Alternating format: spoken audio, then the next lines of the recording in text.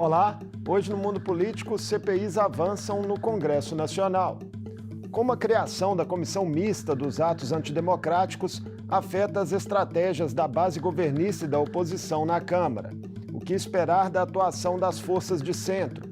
A tramitação de projetos prioritários do governo Lula pode ser penalizada? E a CPI do MST tem potencial de provocar danos? Eu converso com o jornalista Rodolfo Lago, diretor da sucursal de Brasília do jornal Correio da Manhã. Rodolfo, um prazer recebê-lo mais uma vez no Mundo Político.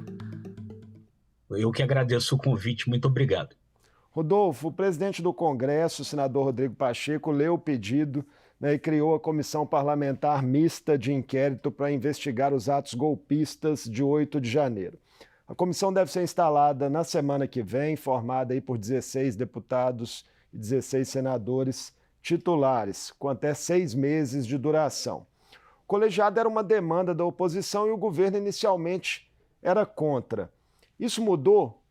Quem perde e quem ganha com a instalação? Pois é, Marco, de fato não era uma CPI que inicialmente o governo desejava, né? O governo trabalhou durante muito tempo para evitar essa comissão mista parlamentar de inquérito, porque imaginava que ela poderia de alguma forma atrapalhar no andamento das suas pautas, das pautas de seu interesse, né? O arcabouço fiscal, a reforma tributária, etc. Enfim, os acontecimentos aí recentes, as imagens que mostravam lá, agora ex-chefe do Gabinete de Segurança Institucional da Presidência, o general Gonçalves Dias, dentro do Palácio do Planalto, no dia em que o Palácio foi invadido, no dia 8 de janeiro, tornaram a CPI inevitável. Na verdade, ela antes disso mesmo, ela já tinha as assinaturas mínimas para funcionar, o governo já teria dificuldade para evitá-la. Diante ali desses acontecimentos, isso tornou-se impossível, tornou-se inevitável, fazendo com que o governo tivesse que reverter sua estratégia, aceitar a CPI, que, enfim, já era mesmo um fato consumado, e agora trabalhar para reverter esse prejuízo, o que ainda é possível, né? Porque o governo vai ter a maioria dos integrantes na comissão. Em relação às imagens que você citou, reveladas aí do general Gonçalves Dias naquele dia 8 de janeiro, ali nas instalações do Palácio do Planalto, o que ainda precisa ser explicado em relação a isso? Eu acho que ainda precisa ser explicado exatamente o que é que o general Gonçalves Dias estava fazendo ali, né? E por que o governo tentou esconder isso até as imagens aparecerem. Isso é um ponto de fragilidade para o governo, na minha avaliação. Claro, isso daí não vai reverter, me parece meio absurda a tese aí da oposição de que isso possa reverter a coisa para que no final se chegue a uma conclusão de que o governo Lula foi leniente, permitiu que as coisas acontecessem, porque, enfim, o governo Lula era a grande vítima de tudo aquilo que estava acontecendo. De qualquer modo, a presença do general ali ainda não está muito bem esclarecida. E o papel, e isso mais grave ainda, o papel das outras pessoas ali do Gabinete de Segurança Institucional ali dentro, né? Oferecendo água, conversando com os baderneiros, né? Enfim, o GSI estava, né, contaminado ainda por diversas figuras de viés bolsonarista, e não houve uma atuação para reverter isso. Isso, sem dúvida, vai ser um ponto de dificuldade, um ponto de fragilidade que vai ter que ser superado pelo governo. Rodolfo, a pressão que a oposição vinha fazendo pela instalação era mais uma forma de desgastar o governo ou você crê realmente que eles tinham convicção ali que seria possível, de repente, comprovar uma tese de depredação facilitada por intuitos políticos? Eu acho que a estratégia é desgastar o governo, continua sendo desgastar o governo. Nessa quarta-feira, né, eu conversava lá na Câmara com o líder do PL, o deputado Altineu Cortes, e ele meio que disse mais ou menos isso mesmo, porque ele disse o seguinte, que não importa na estratégia dele qual vai ser o capítulo final da CPI, o que importa é o enredo da novela. O que ele quer dizer com isso? Ele sabe que o relator da CPMI não será de oposição, né? Será alguém do bloco liderado pelo MDB lá no Senado, e é um bloco de viés mais governista. Ele sabe que esse relator será, enfim, mais ligado ao governo e que as suas conclusões aí serão mais próximas do que o governo avalia e afirma que aconteceu. E que cá entre nós, eu acho que são de fato mais próximas da verdade. Mas há um enredo, né? Então, o que ele dizia? Olha, vai ser inevitável convocar o ministro da Justiça, Flávio Dino, vai ser inevitável convocar o general Gonçalves Dias, e para isso eu estou montando uma tropa de pitbulls, tanto titulares como suplentes, e no caso da CPI, isso acaba não fazendo tanta diferença, porque tanto os titulares como os suplentes fazem parte da inquirição, podem inquirir os depoentes, então estou colocando esses pitbulls para ir lá e, nesse caso, desgastar o governo. E aí eles têm, né, todo o trabalho que a gente sabe que a oposição faz com grande competência nas redes sociais, enfim, para reverberar essas coisas e provocar esses desgastes aí. Narrativas e estratégias à parte, você crê que o ex-presidente Jair Bolsonaro e figuras proeminentes de seu governo têm mais que se preocupar? Claro, claro, sem dúvida nenhuma tem mais que se preocupar, né? Não há nenhuma dúvida, enfim, qualquer pessoa que tenha acompanhado os acontecimentos políticos do país nos últimos tempos sabe que durante praticamente o governo todo, desde o seu início, o ex-presidente Jair Bolsonaro fazia questionamentos ao sistema de votação brasileiro, né, colocando dúvidas a esse respeito e dizendo que se houvesse uma eleição na qual ele não fosse vitorioso, essa reeleição estaria fraudada e que era preciso reagir, né? Eu não corro nenhum risco de ser processado pelo que eu estou dizendo aqui, porque isso daí é o resumo do que o presidente Bolsonaro falou durante 4 anos. Então, se isso estimulou aquelas pessoas a fazerem o que fizeram, é uma coisa que me parece muito natural, né? E nós sabemos todos que essas pessoas estavam durante várias semanas antes, mais de mês, inclusive, antes desses acontecimentos do dia 8 de janeiro, acampadas em frente ao QG do Exército, né? Ali, enfim, concentradas para algo desse tipo, né? Tentaram uma coisa parecida no dia da diplomação do agora presidente Lula em dezembro, né? Isso, já houve um primeiro ensaio disso tudo.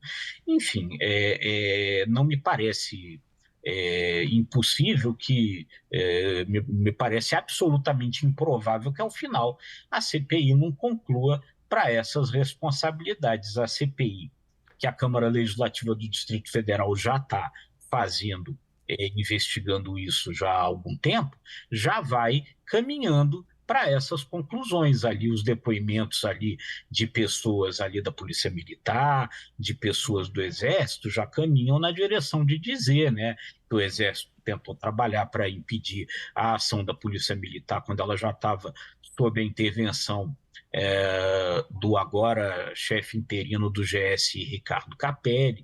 Outras coisas desse tipo estão acontecendo, tem todas as questões que envolvem o ex-ministro da Justiça e secretário de Segurança Pública, Anderson Torres, né?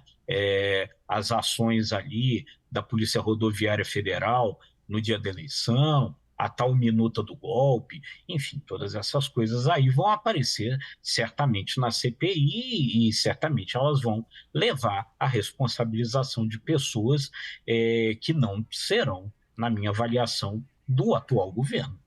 A responsabilidade do Exército é um ponto delicado para o governo nessa questão? A responsabilidade do Exército é uma questão a ser apurada, né? Com certeza. A gente vai lembrar que naquele dia, quando a Polícia Militar se encaminhou ao final dos atos de 8 de janeiro para a avenida que leva ao QG do Exército para prender os manifestantes que tinham saído dali e tinham voltado para os acampamentos, havia 2 tanques de guerra postados em frente à rua, que não permitiram que a polícia militar entrasse lá para efetuar as prisões. Esse é só um dos pontos ali que mostra coisas ali que precisam ser explicadas pela área militar, né? Uma ala de aliados do presidente Lula defendia a criação, né, de uma CPI só no Senado, Rodolfo, como forma aí de garantir, né, que a investigação não fosse dominada pela oposição. O fato de ter se instalado efetivamente uma CPMI já é por si só uma derrota para o governo? Eu concordo com essa avaliação, Marcos. Por quê? E tem muita gente ali no Congresso hoje que diz que foi um erro estratégico o governo não ter aderido imediatamente à proposta de CPI do Senado, que estava sendo feita ali pela senadora Soraya Tronic. E basta ver os números para ver como provavelmente isso foi um erro de estratégia. Os 16 senadores que vão fazer parte da CPI, 11 são dos 2 blocos governistas, do bloco do MDB e do bloco, 11 não, perdão, 12, porque agora houve uma mudança com a entrada do senador Randolfo Rodrigues no bloco do PT. Esse jogo Então, de xadrez é 12, importante, né? Só aproveitando que você tocou nesse ponto, porque cada indicação importa muito ali, né? E com o certeza, senador Randolph com fez certeza. uma manobra para que, inclusive, o PL Isso. perdesse uma cadeira ali. Exatamente. Essa manobra do Randolph foi importante, porque ela aumentou em um senador a participação ali do bloco do PT e tirou um senador que seria da oposição, que seria do bloco do PL. Então, uma manobra importante, isso fez com que esses 2 blocos tenham 12 de 16. Né? Isso deixa muito claro que seria muito mais confortável a maioria governista se a CPI fosse só no Senado. Lá na Câmara, a presidência da CPI vai sair do bloco liderado pelo Arthur Lira, que não é um bloco homogêneo governista, a começar pelo próprio PP, né? Que não é um partido que a gente possa considerar um partido da base do governo. E ali ainda tem União Brasil, né? Ali ainda tem outros partidos ali, outros deputados que são oposicionistas. Então, ali na Câmara, não é jogo jogado a maioria do governo, como parece ser no Senado. Para o clima geral, né, e a dinâmica do colegiado, qual que é a importância estratégica, especificamente da presidência e da relatoria?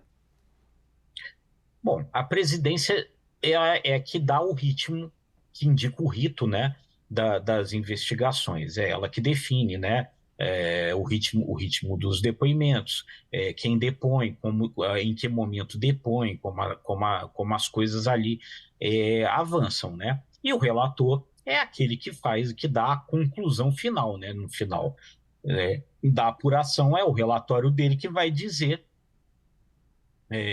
na avaliação da comissão o que foi que aconteceu e quem são os responsáveis, né?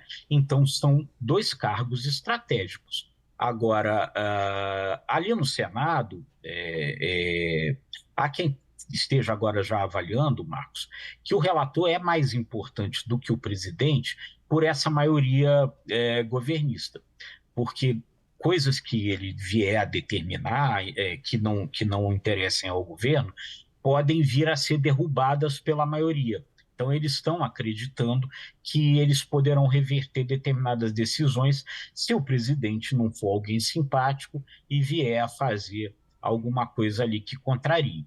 Então, que o relator seria aí um cargo estrategicamente mais importante na avaliação deles. Especula-se, Rodolfo, que os cargos devem ficar com partidos que hoje ocupam ministérios, né? Por hora estariam aí, pelo menos em tese, alinhados ao Planalto. Você tem nomes nos quais você apostaria para os cargos?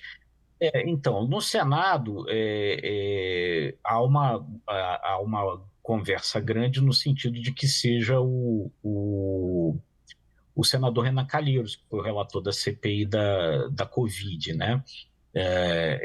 Há diversas questões ali que operam em favor dele. A primeira, ter sido relator já dessa CPI, a segunda, ter sido alguém ali que no MDB sempre trabalhou em favor da candidatura do Lula, né? Mesmo quando o MDB tinha uma candidatura própria, que era a senadora Simone Tebet.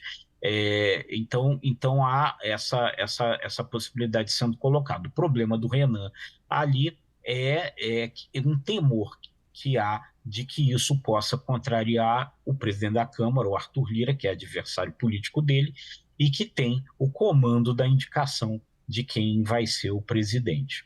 E aí, nesse sentido, você falou em ministérios, ele fala-se que pode ser um nome exatamente do União Brasil, o presidente da CPI. O senador Mas Eduardo o União Braga pode pintar como relator, até em virtude dessas essa é uma questões? questão que está sendo discutida, né, diante dessa delicadeza aí com relação ao Renan via contrariar o Arthur Lira, que poderia ser o senador Eduardo Braga, que é o líder do MDB no Senado. Mas as informações é de que ele, pessoalmente, preferia não ser o relator. O Renan parece que tem mais disposição para isso do que ele. Mas, enfim, vamos ver como é que as coisas vão caminhar, né? A disputa em Alagoas, né, repercutindo aí no cenário É isso aí. nacional. Rodolfo, também foi lida na Câmara a criação, né, de uma CPI do MST para investigar invasões de terra recentes. Esse tema é mais potencialmente danoso ao governo, dada a ligação de partidos de esquerda com o movimento e também a força da bancada ruralista na Câmara? Sem dúvida, né? Eu acho que aí você vai ter certamente uma CPI onde a maioria vai trabalhar, né, nessa narrativa de tentar ali, de alguma forma, responsabilizar, criminalizar o MST. Ela foi pedida por um deputado ruralista, né, deputado Jerônimo Gergen, e o tom é esse sim, é uma CPI que tem aí um certo potencial de desgaste, sem dúvida. E ainda tem outros dois pedidos de CPI lá na Câmara, né? Que deverão ser lidos pelo Arthur Lira e que também são CPI aí com potencial de desvio de atenção, né? Uma delas para tratar da paixão nacional, né? Que é o futebol, coisa da manipulação de resultados aí por casas de apostas, né? Enfim, é uma coisa que tem também um potencial grande de desviar o foco, né? E a outra para apurar, investigar as lojas americanas, né? Nesse processo aí de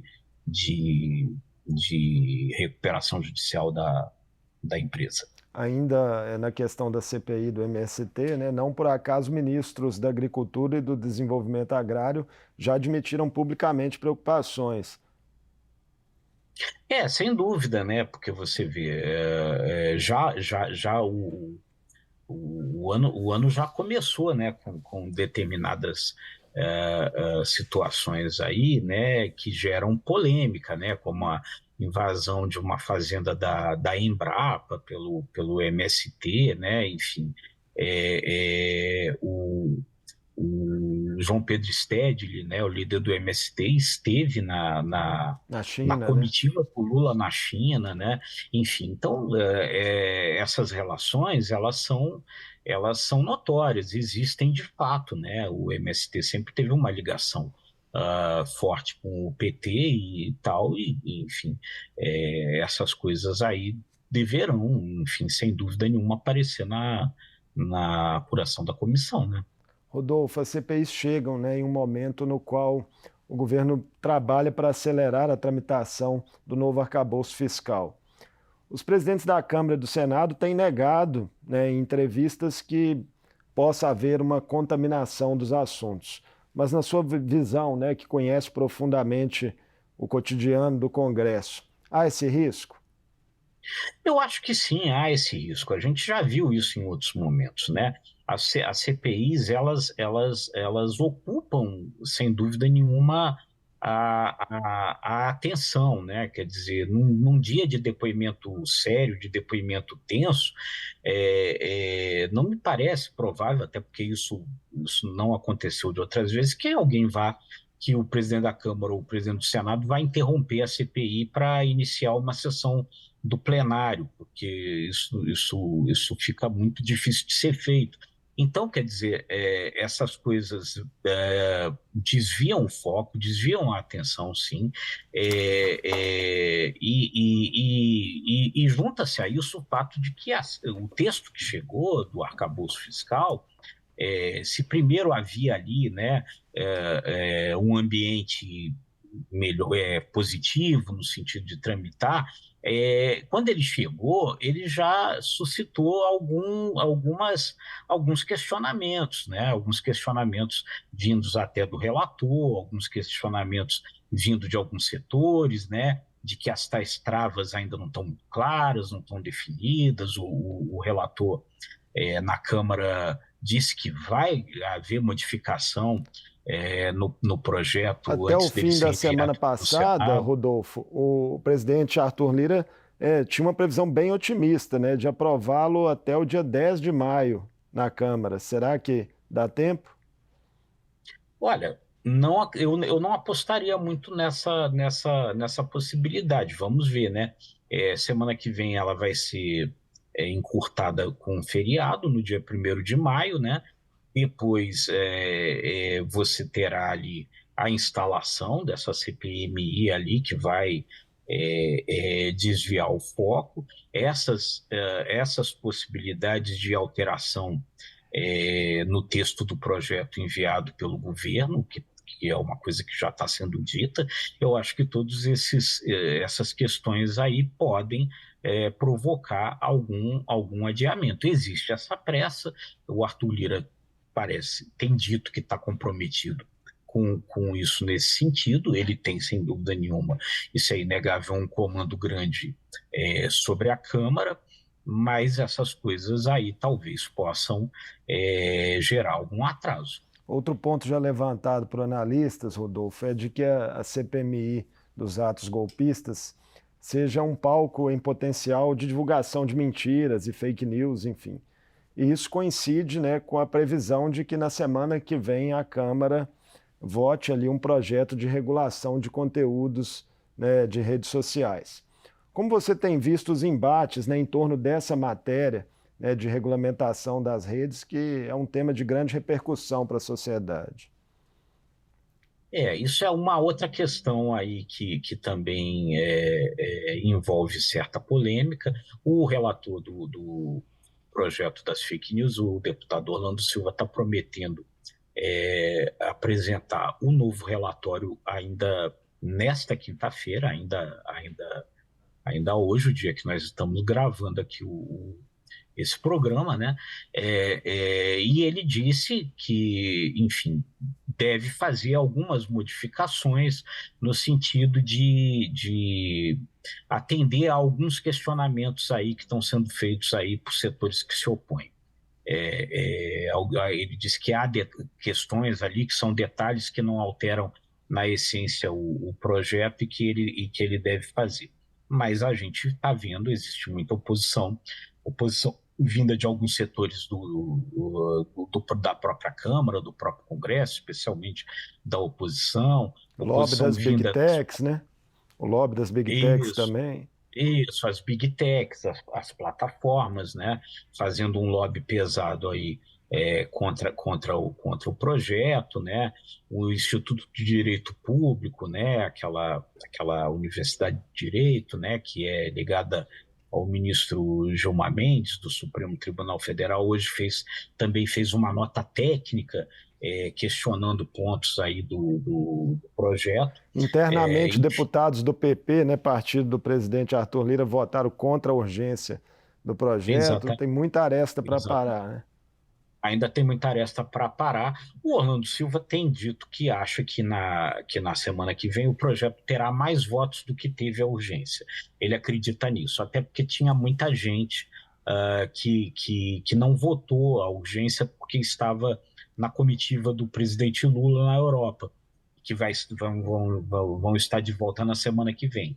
E ele acha que, enfim, ele vai conseguir aparar boa parte dessas arestas com o texto novo que ele vai apresentar hoje. Mas, enfim, isso não é uma coisa que está pacífica, ainda tem problemas ali, vamos ver como é que a coisa evolui. Rodolfo, nosso tempo está acabando, mas rapidinho. Você acredita que reforma tributária, enfim, sai do papel após tantas tentativas frustradas em legislaturas anteriores? Eu acho, Marcos, que me parece que ela nunca esteve tão madura, né? É um momento realmente, desde que eu acompanho esse tema, que ele parece mais maduro, né? Já existe uma boa dose de consenso ali com relação ao que propõem, né? As duas PECs aí que são a base, né, dessa reforma, PEC 45, PEC 110.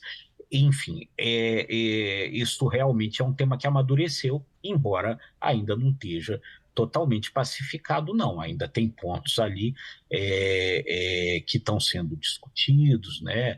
A questão se vai ser uma alíquota única, se vai ter alíquota diferenciada, né? Se o tal imposto de valor agregado, o IVA, né?